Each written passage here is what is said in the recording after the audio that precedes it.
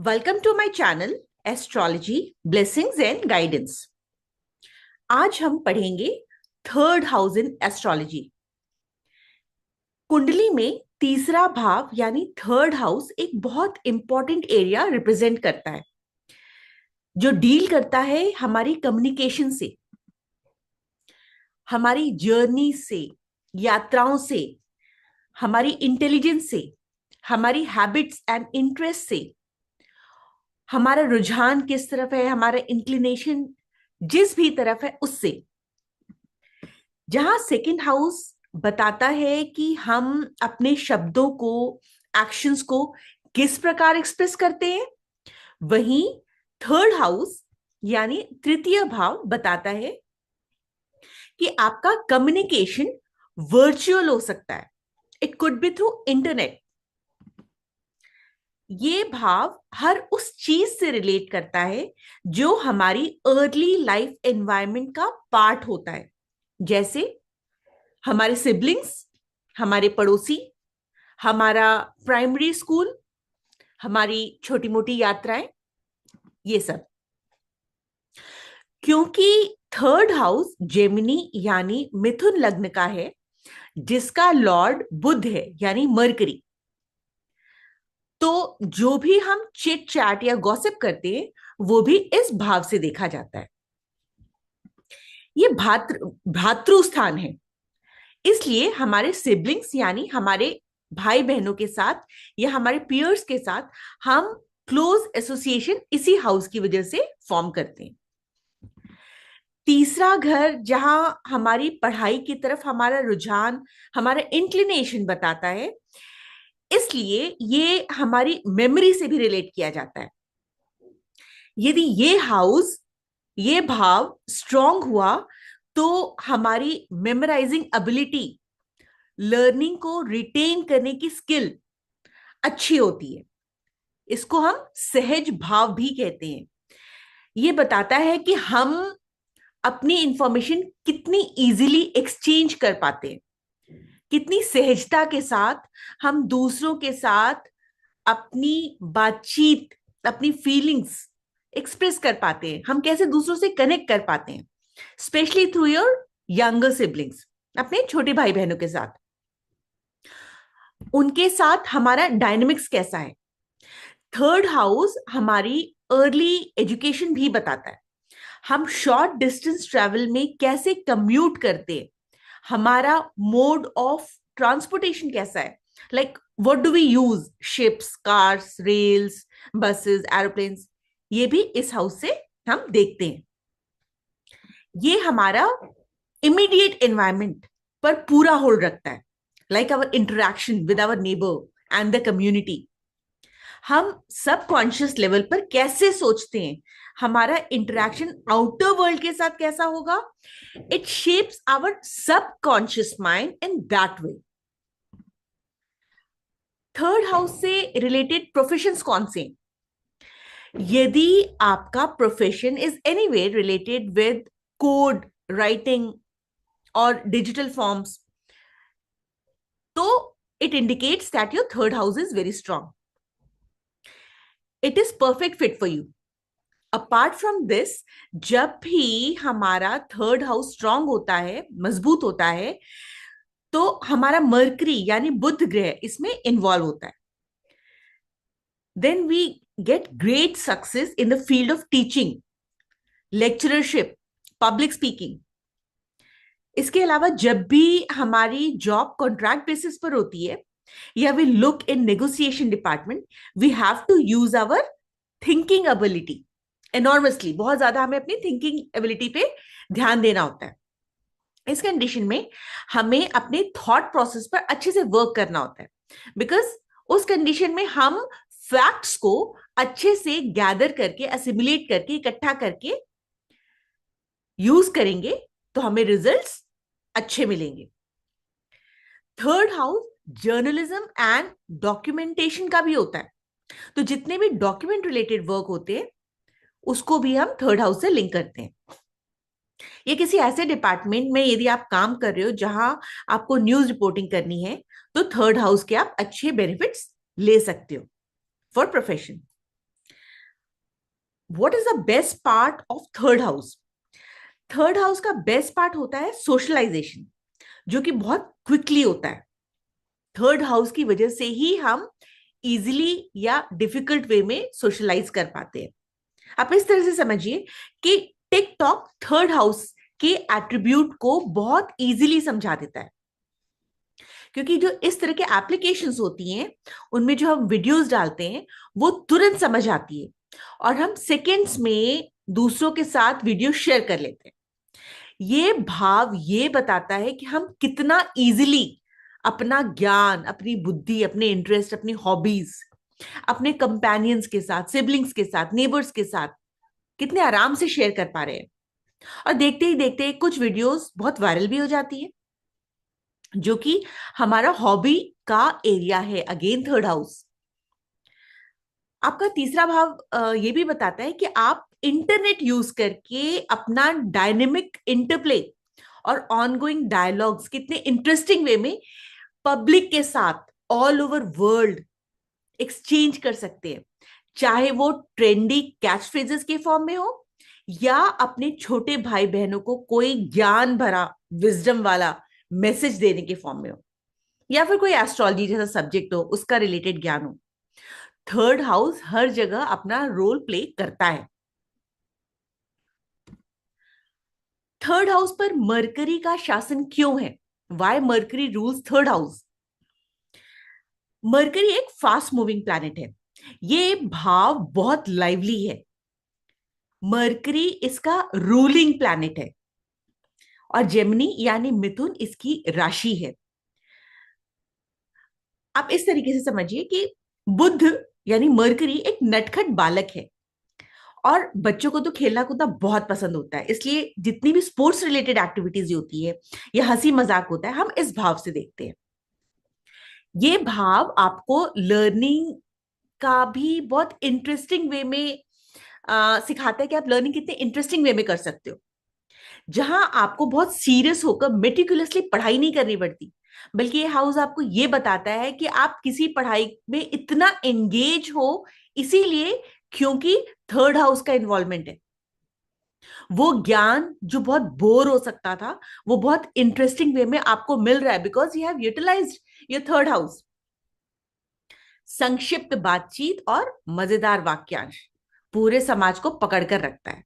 That means short and crisp, जो भी communication हम अपनी पब्लिक के साथ करते हैं इंटरेस्टिंग वे में, वो है थर्ड हाउस जो हमें पब्लिक के साथ कनेक्ट करता है। This is the short form of third house. आप बहुत ही क्रिस्प एंड क्लियर लैंग्वेज में थर्ड हाउस को एसिमुलेट करके ऐसे बोल सकते हो। Breakdown of each planet in third house.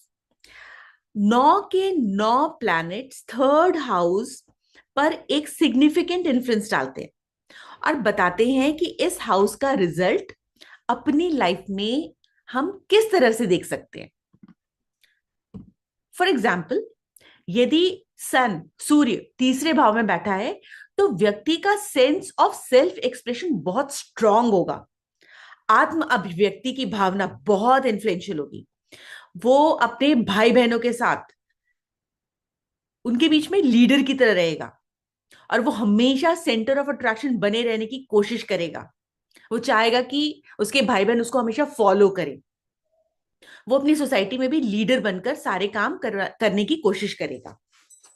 वहीं यदि चंद्रमा यानी मून प्लेस्ड होगा तो थर्ड हाउस में ऐसे लोग अपने छोटे भाई बहनों से बहुत इमोशनली अटैच्ड होते हैं। वो चाहेंगे कि वो भी, उनके भाई बहन भी उनसे उतना ही क्लोजली अटैच्ड हो, और उनके आसपास का एनवायरनमेंट वो इमोशनल ही पाएंगे। जैसे उनका किसी के साथ नेबरहुड में जो कनेक्शन है वो भी इमोशनल लेवल पर होगा। अपने छोटे भाई बहनों या नेबर्स के साथ उनके इंटरेक्शंस जो भी होंगे उस पर उनका पोटेंशियल मूड फ्लक्चुएशन भी देखने को मिलेगा। मरकरी इन थर्ड हाउस, यदि आपका बुध ग्रह यहां पर बैठा है तो वो भी आपकी नेचुरल, वो उसकी नेचुरल प्लेसमेंट हुई, और वो आपको ज्यादातर केसेस में अच्छा ही रिजल्ट देता है। आप एस्पेक्ट्स और दूसरे प्लैनेट्स की प्लेसमेंट यदि थर्ड हाउस में हटा दें तो, मतलब थर्ड हाउस पर किसी दूसरे क्रूर ग्रह का एस्पेक्ट ना पड़ रहा हो या कोई दूसरा प्लैनेट उसके साथ बैठा ना हो, इस कंडीशन को आप हटा दीजिए। हम सिर्फ यहाँ पे अकेले मर्करी की ही प्लेसमेंट को डिस्कस कर रहे हैं। तो मर्करी इन थर्ड हाउस आपकी कम्युनिकेशन, आपकी बातचीत की कला को बहुत इंप्रेसिव बना देता है। जैसे एक छोटे से बच्चे में सब कुछ जानने की बहुत क्यूरियोसिटी होती है, वही क्यूरियोसिटी आप में भी होगी यदि आपका मर्करी थर्ड हाउस में बैठा है। आपका सेंस ऑफ ह्यूमर कमाल का होगा, आपको हंसना, हंसाना, खिलखिलाना बहुत पसंद होगा, और आप कोई भी चीज, कोई भी नई चीज, नया सब्जेक्ट पढ़ने के लिए बहुत इंटरेस्टेड रहोगे, सीखने के लिए बहुत ही आतुर रहोगे। जब वीनस तीसरे घर में बैठेगा तो उस कंडीशन में आप सोसाइटी में बहुत लोग आपको बहुत पसंद करेंगे। You will have a charming personality. आपका जो व्यवहार होगा बहुत ही मिलनसार होगा, बहुत ही आकर्षक होगा, और सबके बीच में आप इजीली हार्मनी बना करके रख सकते हैं, एक अच्छा सामंजस्य बना करके रख सकते हैं। वही यदि मंगल तीसरे घर में बैठा, तो मंगल जो है वो एक गर्म ग्रह है, और इसलिए आपका जो कम्युनिकेशन स्टाइल होगा बहुत असर्टिव हो सकता है। आप अपने ओपिनियन को बहुत स्ट्रांगली दूसरों के सामने रखेंगे, बहुत फर्मली रखेंगे, ताकि दूसरे उसे सुने, समझें और करें भी।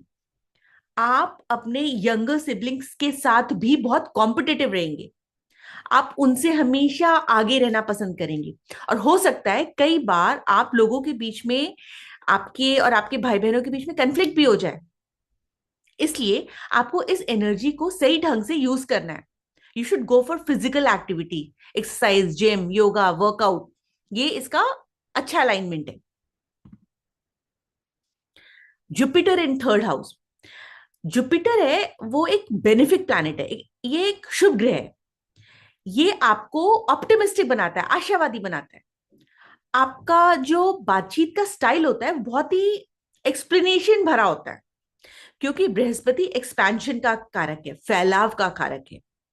आप पढ़ने लिखने या लर्निंग में इंटरेस्ट रखते हो क्योंकि जुपिटर गुरु ग्रह है।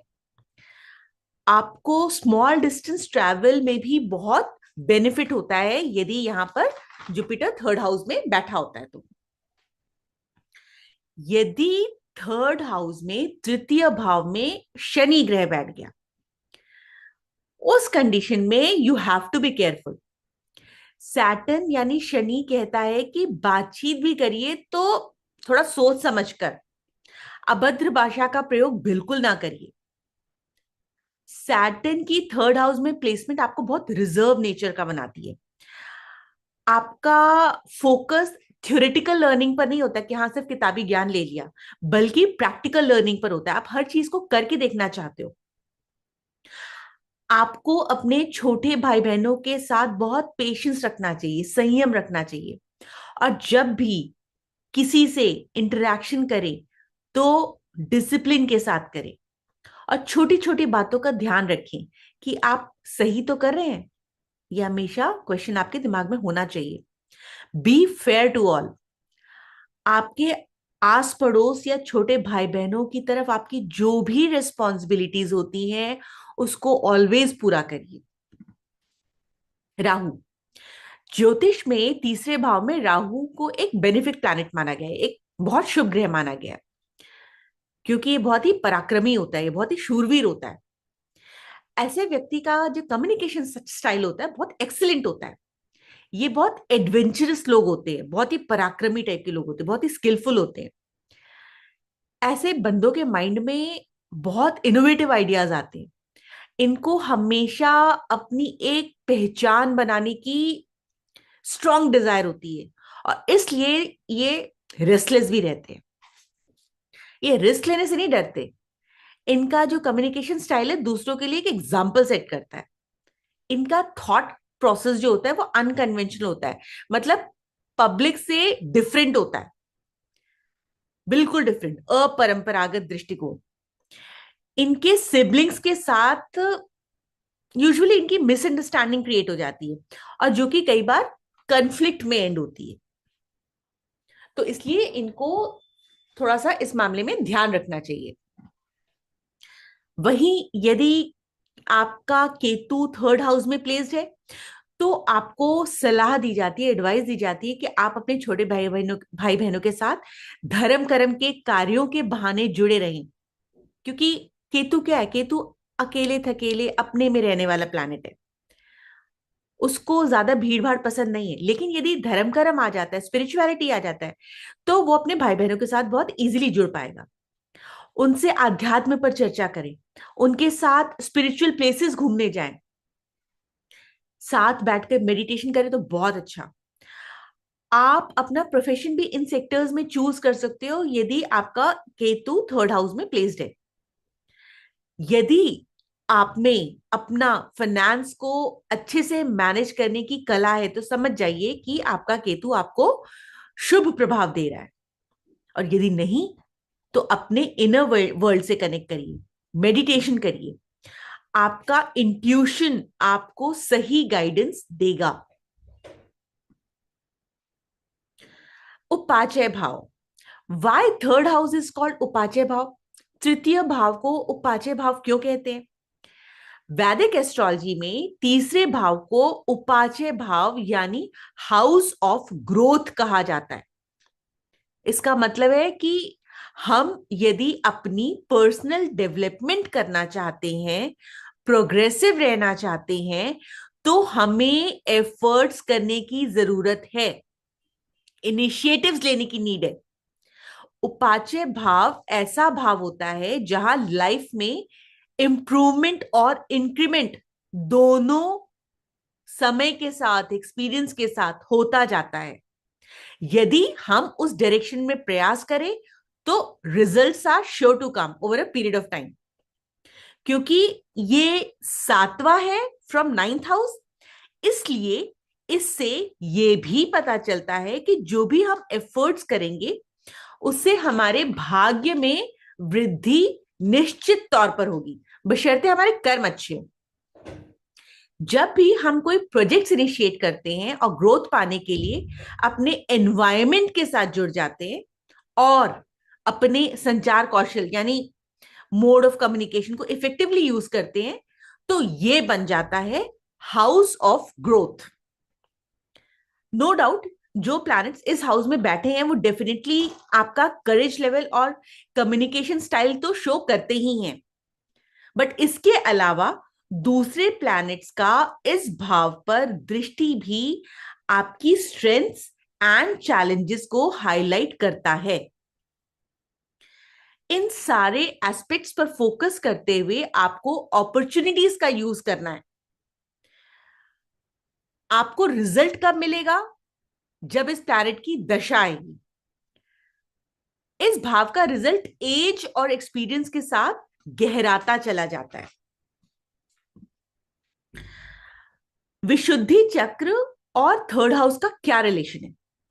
ज्योतिष में तीसरा घर सबसे अधिक विशुद्धि चक्र से जुड़ा हुआ है, क्योंकि ये संचार का, अभिव्यक्ति का और आपके भाषण और लेखन के माध्यम से दूसरों से आप कैसे जुड़ते हो, ये जो विशुद्धि चक्र होता है वो उसको कंट्रोल करता है। जो हमारा स्वर और आत्म अभिव्यक्ति होती है, means vocalization and self expression, Vishuddhi chakra उसको गवर्न करता है। विशुद्धि चक्र हमारे थॉट्स एंड फीलिंग्स, हमारे इमोशंस को ओपन वे में, खुली तौर से एक्सप्रेस करने के लिए अकाउंटेबल होता है। इसलिए हमें थर्ड हाउस के साथ हम लोग विशुद्धि चक्र को लिंक करते हैं। कौन सी बीमारियां थर्ड हाउस से रिलेट करती हैं? डिपेंडिंग अपॉन द प्लैनेट जो कि थर्ड हाउस में बैठे हैं, एक, दो या ज्यादा, उस पर, उस प्लैनेट पर किस और प्लैनेट की दृष्टि है, किसका एस्पेक्ट है, या वो एक प्लैनेट कितने और प्लैनेट्स के साथ बैठा हुआ है, इन सब रीजंस पर डिपेंड करता है कि किस नेटिव को कौन सी बीमारी होगी। यदि जनरलाइज वे में हम बात करें तो थर्ड हाउस से रिलेटेड डिजीज होती है, जैसे ट्यूबरक्लोसिस हो गया, क्योंकि ये टीबी जो होता है वो मर्करी से रिलेटेड बीमारी है। नींद ना आना, सिर दर्द, फीवर, बोन्स में पेन होना, cough and cold, hypersensitivity, overreaction, loss of appetite, भूख न लगना, मेंस्ट्रुअल डिस्टर्बेंसेस, इरिटेशन, पॉइजनिंग हो गई, आप बहुत जल्दी टायर्ड हो जाते हो, तो ये भी थर्ड हाउस से रिलेट किए जाते हैं। ये सारी बीमारियां थर्ड हाउस से लिंक्ड होती हैं। What are the remedies of third house? याद रखिए, जो चीजें लाइफ में मुश्किल हैं वही वो चीजें हैं जिसे आपको थर्ड हाउस करने को कहता है, क्योंकि ये हाउस ऑफ करेज है, पराक्रम का भाव। इसलिए as a remedy, third house की रेमेडी के फॉर्म में आपको कहा जाता है, go to debate classes, take public speaking classes, work out your aggression in a positive and constructive manner. अपने हाई टेम्परामेंट को कंस्ट्रक्टिव वे में चैनलाइज करके थर्ड हाउस को यूज करिए। अपने आप को एक्टिवली अच्छे कॉन्वर्जेशंस में एंगेज करिए। राइट एवरीडे, रोज लिखिए। Spend some quality time with your siblings, अपने छोटे भाई बहनों के साथ अच्छा समय स्पेंड करिए। अब उनके साथ अपने रिश्तों को मजबूत करिए। यदि कोई भी कंफ्लिक्ट हो जाता है तो ऑनेस्टी के साथ उसको रिजॉल्व करिए। अपनी हॉबीज पर काम करिए, क्योंकि ये थर्ड हाउस जो है वो हॉबीज का भी है। कोई हॉबी कोर्स ज्वाइन कर लीजिए, स्पेशली जिसमें आप अपनी लैंग्वेज स्किल्स का यूज कर सकते हो। कोई भी क्रिएटिव एक्टिविटी कर सकते हैं। अलग अलग सब्जेक्ट्स पढ़िए। शॉर्ट ट्रिप्स पे जाइए, विद इन सिटी जाइए या नियर बाई सिटीज में जाइए, बट घूम कर आइए। अपनी लोकल कम्युनिटी के साथ मिलिए जुलिए, रेगुलरली मिलिए जुलिए। डेली इंटरेक्शंस को अच्छे से करिए, माइंडफुल वे में करिए। ये नहीं कि मुंह में कुछ भी आया बोल दिया। अपने इंटेंशंस पर वर्क करिए और अच्छा कम्युनिकेटिव स्टाइल्स फॉलो करिए। तो ये कुछ रेमेडीज हैं जिससे आप अपने थर्ड हाउस को मजबूत कर सकते हैं। उम्मीद है आपको आज का टॉपिक एंटरटेनिंग लगा होगा और आज से ही आप अपनी हॉबीज पे फोकस करके थर्ड हाउस की एनर्जी को एंगेज करेंगे, पॉजिटिवली यूज करेंगे। Thank you so much.